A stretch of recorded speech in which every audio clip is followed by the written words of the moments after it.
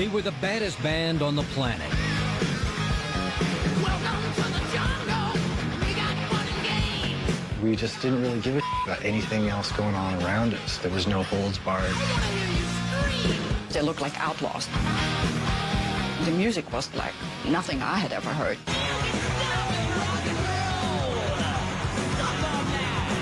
Profane and powerful, Guns N' Roses rescued rock and roll with a unique sound built by life on the edge. It was a 24-hour day party. Tupperware is full of cocaine.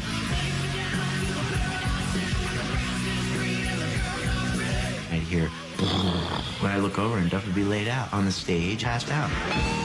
Led by mesmerizing frontman Axl Rose, Guns N' Roses could inspire religious devotion, a riot, or both. I went out to the stage and, they're shredding the place. The whole place just collectively destroyed everything. It was insane. Where do we go now? And from day one, the Guns' greatest danger was to themselves. I did everything I possibly could to try and kill myself.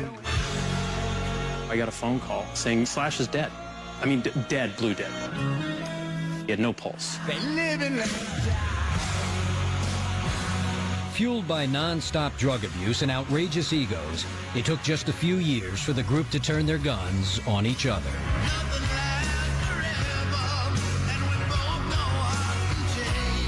That's the sound of the band breaking up right there. A band is a marriage, and they were bound for divorce court. Guns N' Roses, the story behind the music.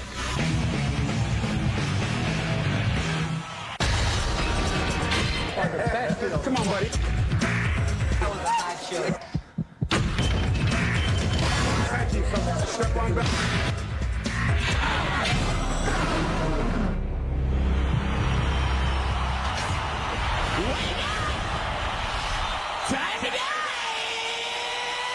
For those of you who don't live in New York, welcome to the jungle.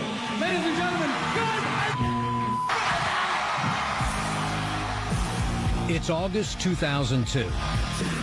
In 7 years after the implosion of the world's most dangerous band, the reclusive Axl Rose finally emerges with Guns N' Roses at the MTV Video Music Awards. The band's name was familiar, but the faces were not.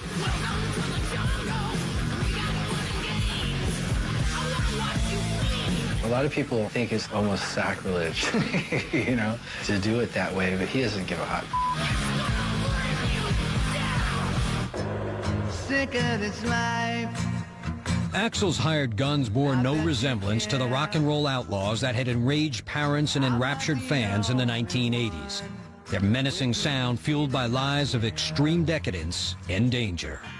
Me and Duff were drinking at least a half gallon of vodka or Jack Daniels a day, just trying to sort of keep ourselves, like on an even keel.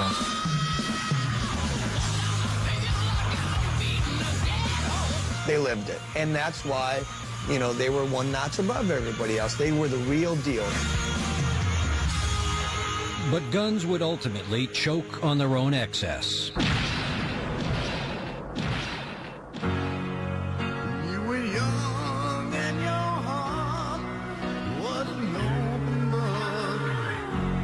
Less than a decade after shocking the rock world with their seminal debut, Appetite for Destruction, drugs, booze, and runaway egos tore the band apart.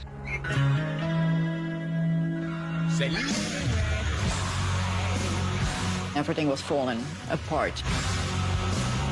Everything was wrong that was going on there. I mean, it was trouble after trouble after trouble, It didn't stop. You didn't know from 1 minute if it was going to end because of a drug overdose, because of a riot, because of it just imploding. But at the same time, you didn't know if that same day you were going to see the greatest musical performance of all time.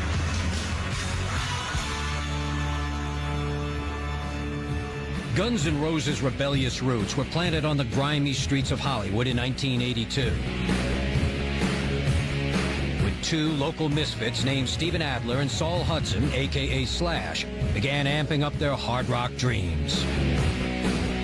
Steven started playing drums, and I started playing guitar, and we started a band. And that's where Guns starts for me. In late '84, the struggling musicians checked out a band called Hollywood Rose at an LA gig. The group was fronted by Jeffrey Isabel and Bill Bailey, Indiana transplants who'd renamed themselves Izzy Stradlin and W. Axl Rose. To Slash and Steven, Axl's hypnotic performance was nothing short of magic. After the show, I introduced Axl to Slash, and who knew that that was like history in the making, but that was the first time Slash met Axl. I said to Slash, if we get that singer and that guitar player, we'll have a kick-ass band. By March of '85, Steven and Slash had joined forces with Axl Rose and Izzy Stradlin. That same month, bassist Michael Duff McKagan cemented the lineup. They called themselves Guns N' Roses. We went through so many different people, and this ended up being the people that we most believed in. We're like a family. We believe in each other. We were a gang. That's how we thought of ourselves. And we played rock and roll music to kick your ass. Guns were finally cocked and loaded. And their combustible onstage chemistry quickly offered a dangerous alternative to make-up metal groups like Cinderella and Poison.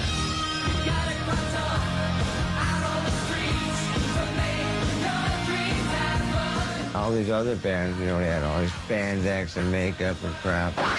And we didn't. We just went out there and played rock and roll. They looked like outlaws, that was number one. And the music was, to me, like nothing I had ever heard.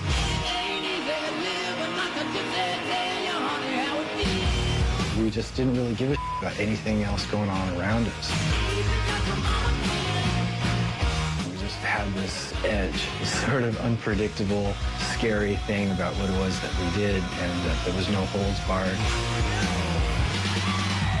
And from the beginning, Guns' hunger for success was matched only by their appetite for excess. Quite often, it was a 24-hour day party. Tupperwares full of cocaine.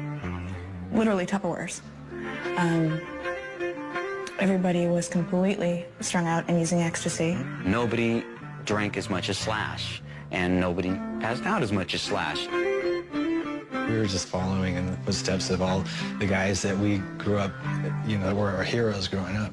And then we just took it that one step further. Virtually homeless and constantly migrating from one squalid crash pad to another, Guns were single-minded in their pursuit of just two things: partying and rock and roll. These guys were living off of biscuits and gravy from Denny's, you know, from friends. There's usually at least a few bodies on the floor that you had to step over when you walked in. There was always a song written on a pizza box and empty liquor bottles everywhere. We were always scrounging to find a place to practice or find a place to crash. And back in those days, the best people to know were strippers, because they were the ones that were empathetic, you know, to your needs. Once on stage, the band served up bludgeoning riffs, and Axl supplied the menacing lyrics.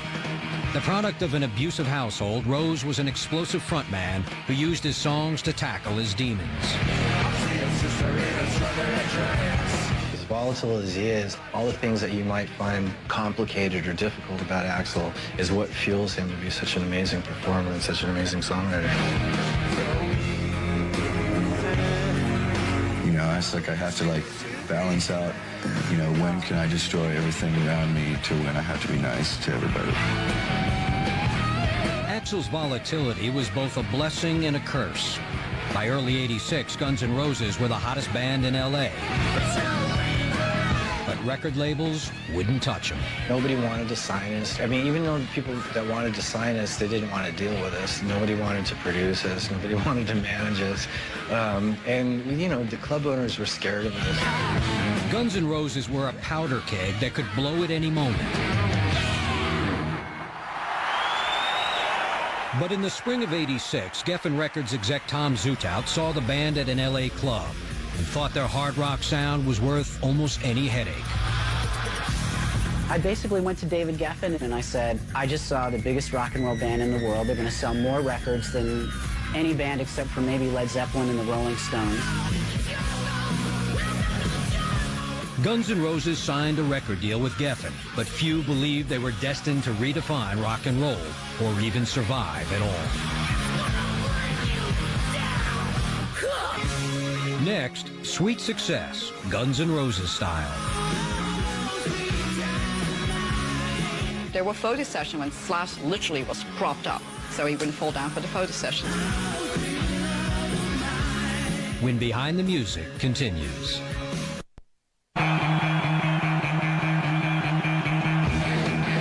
By the summer of 1986, Guns N' Roses had navigated the thicket of Hollywood hair metal to bag a multi-album deal with Geffen Records.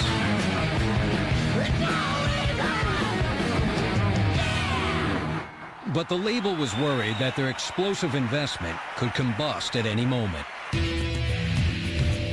Well, I was worried about them surviving because you can't tell junkies or drug addicts to stop taking drugs. They probably laughed when I said, guys, I mean, be careful, you know, you're going to be the biggest rock and roll band in the world. You don't need to destroy it with this crap. You always kind of thought that, you know, there would be like the explosion and it would all be over, or one of them would die, or something would happen. Oh, yeah. We were the bad boys. In August of '86, Geffen got Guns into the studio. But the band never allowed a rigid recording schedule to cramp their untamed style. On any given night, terrorizing Hollywood. Every morning, we'd have to get up and somehow manage to be at the studio by 12. They came in many, many times well hungover. But amid all the chaos, Guns N' Roses were about to make musical history. One of the songs that emerged in those early sessions was a disarmingly sensitive ballad called Sweet Child of Mine. Ironically, Slash came up with its classic opening riff as a joke. We were rehearsing, on Guitar Center, and then he started playing like a circus kind of thing. You know? And I was like, dude, play that again. What started out as a joke guitar riff for me turned into a huge anthem for Axl as far as that relationship that he was in at the time. So it was a very heartfelt moment in his life.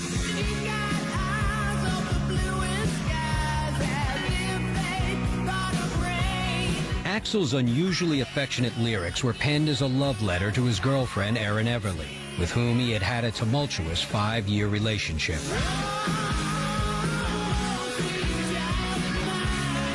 When it was good, it was good, and when it was bad, it was horrible.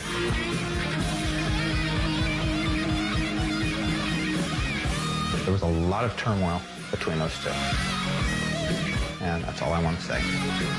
Erin was a very nice girl. She was cute as could be. She was just the opposite as Axl. But it also shows a side of Axl, Sweet Child of Mine, that you wouldn't necessarily, when you hear all these nasty things about him.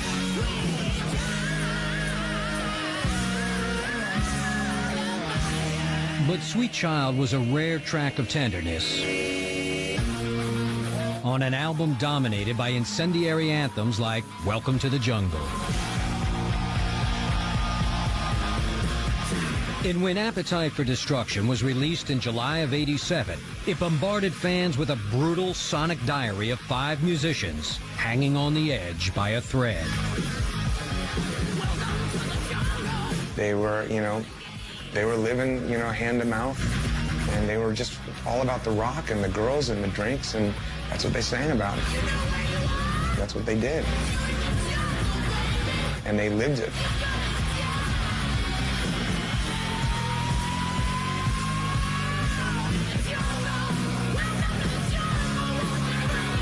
It's pretty much a storybook of everything that Axl and the band was going through from, say, the beginning of the 80s all the way up until the record was finished.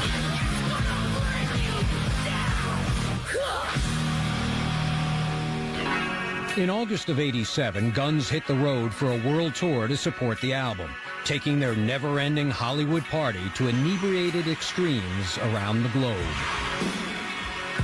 They're just a bunch of crazy kids that have just been given the key to every city in the world, you know, basically.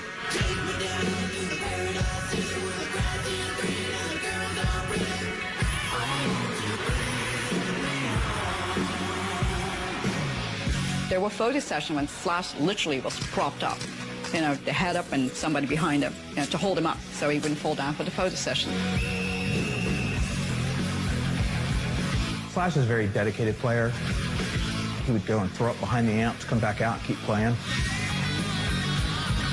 He'd smoke on stage, and his cigarette would drop down in between his pants and his stomach.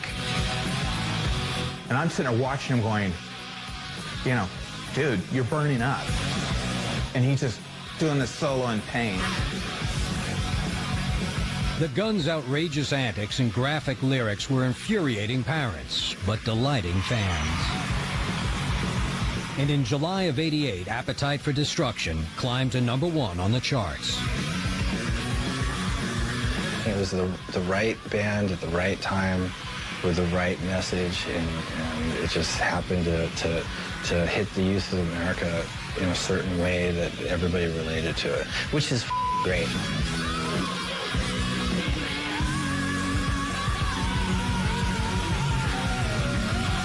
But just as the band reached multi-platinum heights, tragedy brought them crashing back to earth. On August 20th, 1988, during the Guns' set at the Monsters of Rock Festival in Donington, England, 2 fans were crushed and killed by the frenzied audience. And so we finished the gig. Our manager didn't tell us about it, so we met up at a pub later on, and I found him in the bar sort of crying, and he told me about that. And it's like, that was when the reality kicked in, that you can get to this all-time high, something that you can't compare to anything, and then have it go to an all-time low. It really screws with your head. He drove to the show with his friends. They were having a good time. They got out of their car. They walked into the gig, and he didn't walk out. The deaths at Donington added fuel to a growing critical fire against the band, and to the sentiment that GNR were headed for premature destruction.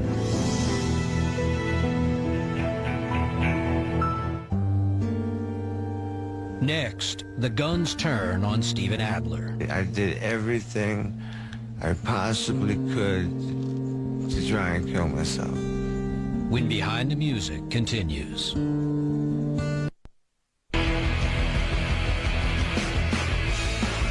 By the end of 1988, Guns N' Roses had launched a multi-platinum blast of dirt and grime onto the airbrush face of rock and roll. Just 1 year after the release of their debut album, they were one of the most popular bands in the world. They were the baddest thing on the block at the time. They had a certain genuineness to them that I think people really attached themselves to. They were what they were, and what you saw is what you got. I had no expectations for it to be such a global event, you know? 1, 2, 1, 2, 3, 4. In November of '88, Guns released the EP GNR Lies, a collection that included 4 new tracks knocked out in a single inspired studio session. Was a time when I wasn't sure, but you set my mind at ease. Driven by the top 10 ballad Patience, the record would go on to sell 2 million copies. All we need is just a little patience. Basically, it was a live session. I recorded everybody in the same room and in a circle, and they all played together, and it was pretty magical. We did the Lies record, and it was like a real easy, quick thing to do, which was really successful, which was sort of a shot, 1 day's work, and sells like all these copies. Despite their success, controversy constantly threatened to disarm the young Guns. Another of the tracks on GNR Lives was 1 in a Million, a divisive tune with racially charged lyrics that put the band under fire. The word was used on the record, but that didn't necessarily mean all black people. It just, you know, it meant basically lowlifes, people that were like stealing, you know, to supply their drug habits. It hit home with me on a bad level because I'm half black for one. So you start saying the word I mean, it's very unsettling. But the storm of protest only fueled album sales. And in February of '89, as GNR Lies joined Appetite for Destruction in the top 5, the band decided to take a break from recording and the road. But their downtime quickly became an endless succession of wanton days and wasted nights. That's where we really went downhill. That's where I got lost, Izzy got lost, Steven got lost, Duff even got lost, and Axl disappeared somewhere. Slash didn't know how to entertain himself unless he was on stage or going to a gig or doing something. You know, so what did he do? Wake up, drink, and drink more? I love Slash to death, but his drug abuse was out of control. Steven's drug abuse was out of control. You know, Duff's drinking, and Axl's, you know, wild-eyed vision of reality was out of control. In October of '89, Guns got an offer to open 4 shows for the Rolling Stones in L.A. It seemed the perfect opportunity to bring the band back together. But on opening night, Axl made a shocking announcement on stage. He implied if certain members don't stop dancing with Mr. Brownstone, meaning Slash and drugs, you know, the band was over. They all were messing around with heroin, but somebody had a real big problem, and if they didn't stop doing it, that was the end of Guns N' Roses. I know it was directed at me because I was all strung out at the time. That was one of the things that probably made me hate Axl more than anything. Something I probably never, ever forgave him for without really even thinking about it. At the time, the tirade seemed to galvanize the band. In the spring of '90, Guns entered the studio to begin work on their most elaborate project yet. A double album of all new material. We all managed to sort of straighten ourselves out, with the exception of Steven. Steven was so locked up that he just couldn't get it together. He was so messed up with junk that he couldn't pull off the tracks.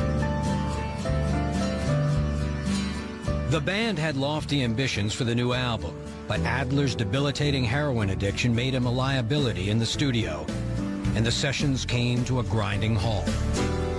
He couldn't play.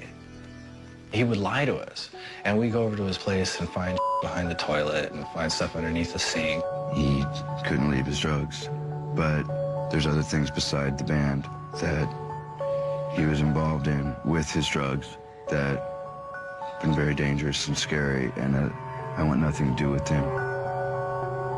In July of 1990, frustrated by their lack of progress, the band fired Steven Adler, only worsening the drummer's depression and drug abuse. He would eventually suffer a cocaine-induced stroke. I did everything I possibly could to try and kill myself. I had nothing left for it. I mean, everybody that I knew, that I thought were my friends, took everything they could from me and disappeared. I would drink a whole bottle of vodka, just down it, right before the sun was coming up, so I could pass out.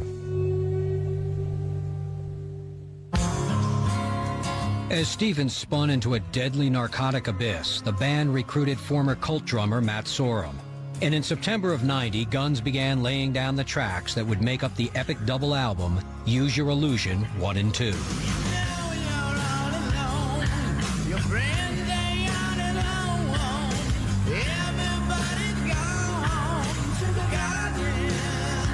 I just want to bury Appetite. I don't want to live my life through that one album. I have to bury it.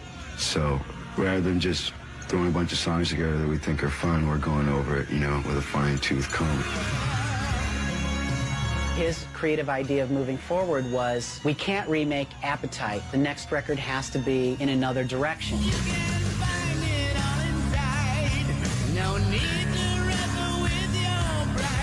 But the impoverished gang of 5 who'd lived through the turmoil that inspired Appetite for Destruction had drifted apart.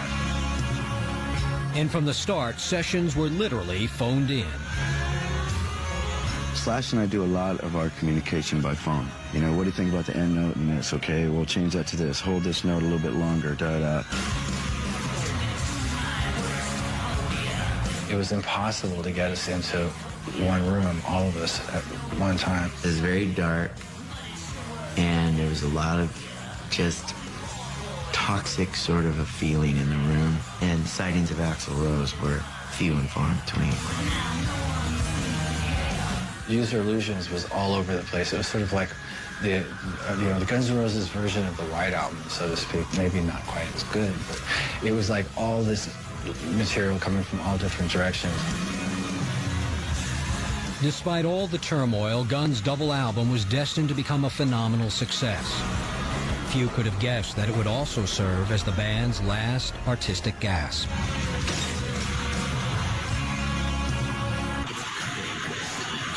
Next, the Guns lose control. The whole place collectively destroyed everything. It was one of the scariest things I've ever seen. When Behind the Music continues.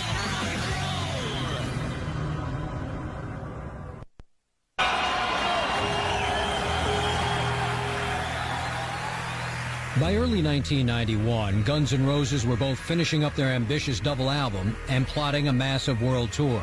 But as they hit the road, concert crowds discovered that the look of the band had drastically changed. We had a horn section and pianos and all this other kind of crap, which we didn't necessarily want as a band, but it's something that Axl still wanted. I remember feeling a bit like, I didn't really sign up for this. I was kind of hoping to join a badass rock and roll band. You know? What's with the piano?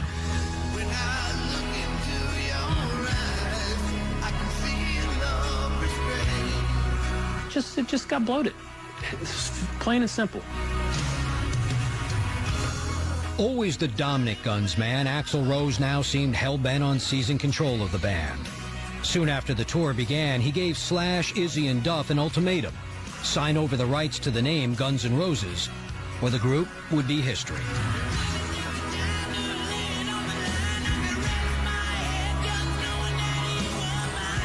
In his mind, the name belonged to him.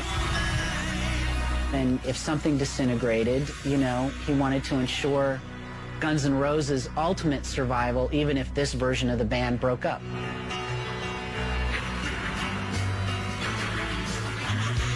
If we didn't sign it, the band was going to break up right then and there. So we just did what we've always done and just kept the thing going.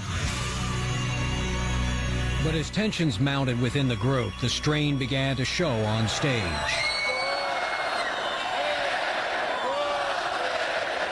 In July of '91, a concert in St. Louis spun out of control after Axl dove into the crowd and tried to grab a camera from an overeager fan.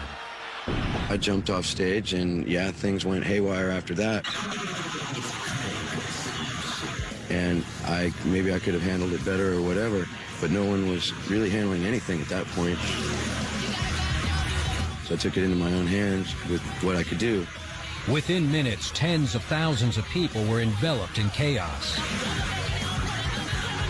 The whole place just collectively destroyed everything.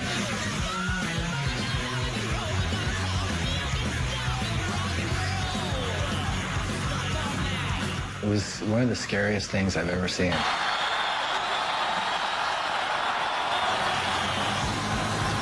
We were in the dressing room, and I remember opening the door, it'd be like people on stretchers, and they were all bloody, and it was like gnarly.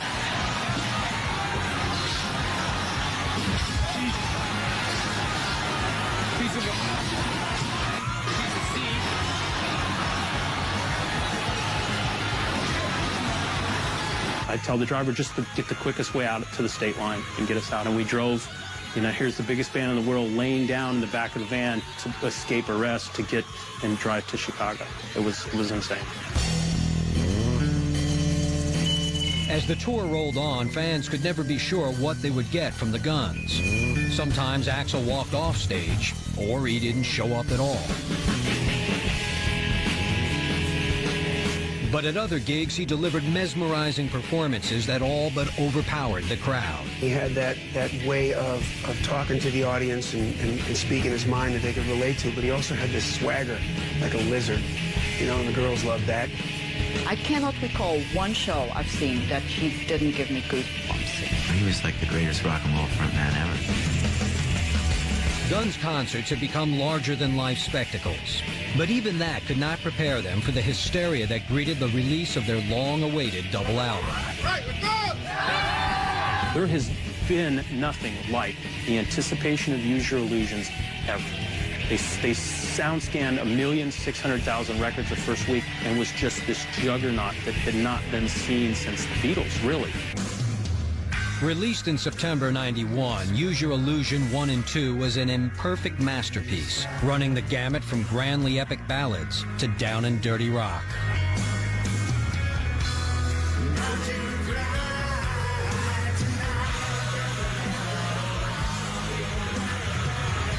It just had a lot of everything, and it was the good, the bad, and the ugly of Guns N' Roses. This was when we were going to pull all the stops. Everything we could think of to do that we wanted to do, we were going to do. Guns were both more popular and more divided than ever. As the group began shooting videos for the new album, Axl outlined elaborate, big-budget visions with minimal input from the rest of the band.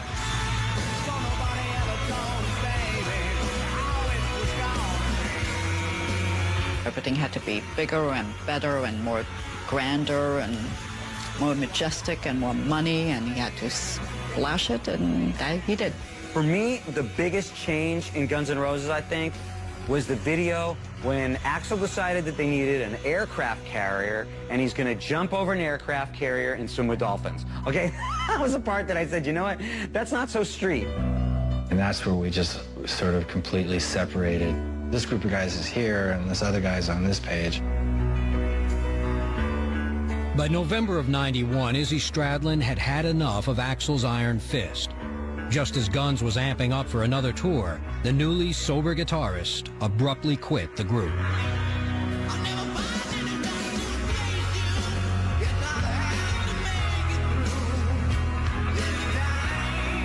Izzy felt dictated to and quit, you know? Everybody wished they could go with him, but then you're balancing, you know, your livelihood with, do I put up with this crap? Just weeks before Guns was to hit the road in December '91, LA guitarist Gilby Clarke stepped into Izzy's shoes. He knew he wouldn't be filling them for long. It's just, you know, here, learn the songs, play the songs, here's your paycheck. I knew from day one that it could end tomorrow, you know? The Guns got on the road, but from the beginning, the band had little contact with Axl off stage, and even less of a clue when he might turn up for gigs.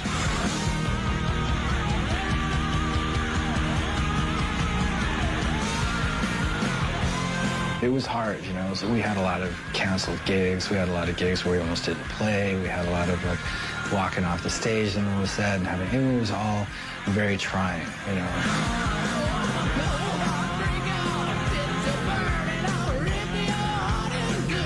I would be like, come on, you guys. I mean, we got to deal with this. Let's be a band. And every time I'd go out to deal with Axl, I'd turn around and they'd all gone the other way. Like, dudes, you said you were backing me up. We would go down to the show, and you have a cocktail at the show. You have another cocktail. And by the time you'd show up, we were hammered, you know, from sitting and drinking so much. And soon the heavy drinking and drug abuse began taking a physical toll on the band.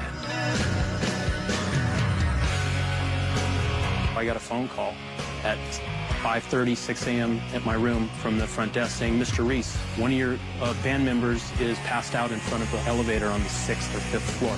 So I throw on some pads, jump, run out my room, and Slash is dead. I mean, dead, blue dead. He had no pulse. That cold black cloud is coming down. Paramedics show up, bam, the adrenaline right into his heart. Feels like I'm knocking on heaven's door. Slash had dodged a bullet. But Duff was killing himself slowly with booze. Duff was in terrible shape, terrible shape. He could barely speak. I'd be on stage and I'd hear when I look over and Duff would be laid out. His bass guitar on the stage and him passed out.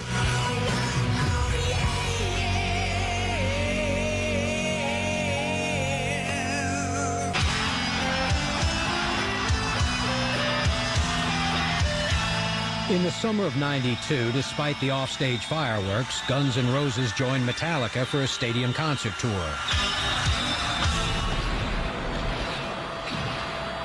But on August 8th, at a gig in Montreal, Metallica frontman James Hetfield was severely burned in a bizarre pyrotechnic accident, leaving the Guns to deal with an incendiary crowd.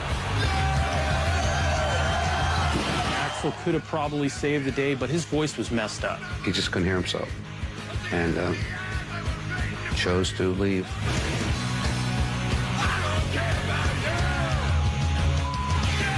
I went out to the stage and, they're shredding the place. They're, I saw bonfires, and this is an enclosed stadium. And they just looted everything. There were cop cars overturned. And, I've never seen anything like that. That was my first riot. That was a really sort of embarrassing moment for everybody. Because it was like, we have no control over this, The Guns soldiered on until July of '93. Their final performance was for 70,000 fans in Buenos Aires, Argentina. It was the last the world would see of the original band. Next, the Guns come undone. Nobody wanted to come home, because I think everybody in the back of their mind thought that it was going to be over.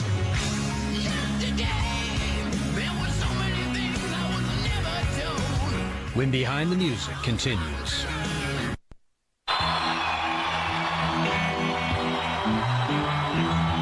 On July 17, 1993, Guns N' Roses completed a 2.5-year tour that was the longest in rock history.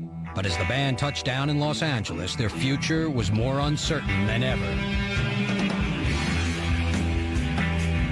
Even though the family was dysfunctional, they were still a family on the road. Nobody wanted to come home. Nobody really wanted to end, because I think everybody in the back of their mind thought that it was going to be over.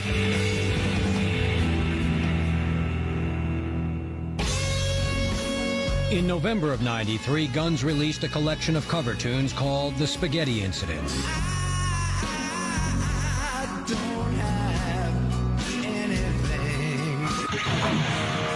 But as they began working on a new album of original material in early '94, Axl's dominating demeanor was stifling the rest of the band. It's not brain surgery. I've said it a million times. Dude, what are you doing over there? Who are you, Zubin Mehta, doing a 72-piece, orchestral masterpiece?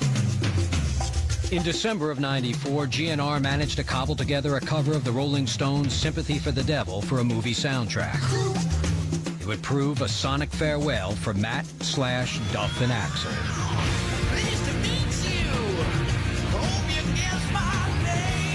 That's the sound of the band breaking up right there.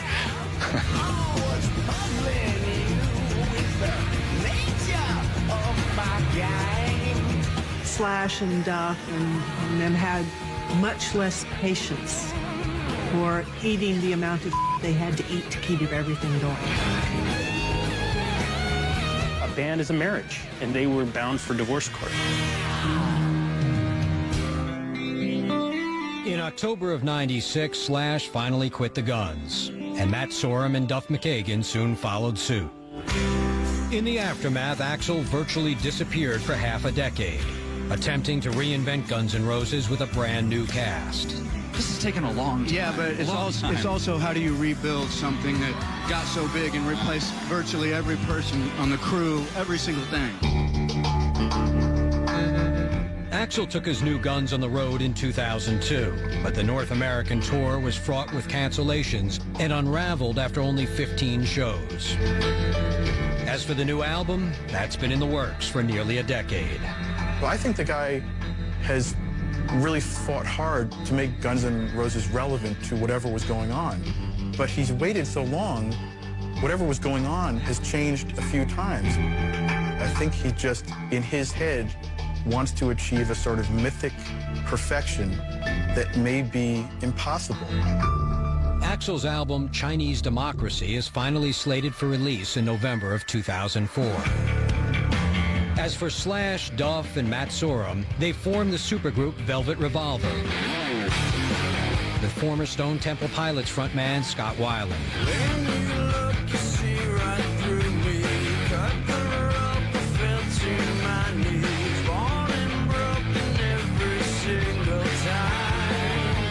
In June of 2004, they released their debut album, Contraband, touted by critics as a scathing blast of righteous rock. I'm out on the road, I'm touring, I'm on stage.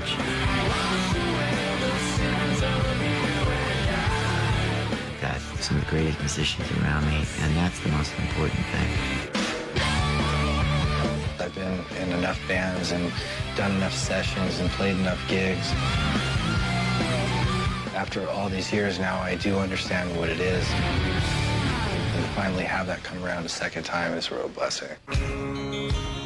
Despite these separate projects, the public's hunger for the original Guns remains insatiable.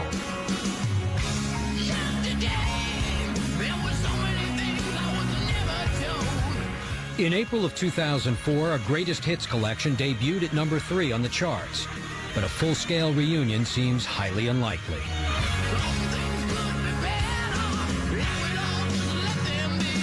No matter how much money they stick in our face, there's no reason for us to get together to do anything unless we have some sort of mutual understanding or respect. And we're way, way far from that, so I don't see it anytime in the foreseeable future.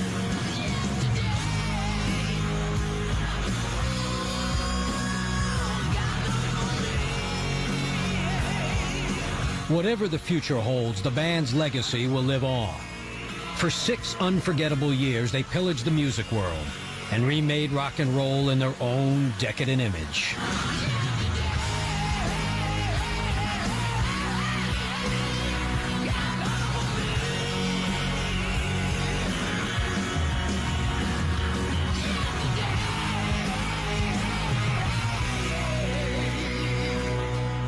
That was a great experience, a great time. Will it ever be the same again? No, never. That kind of will never happen again.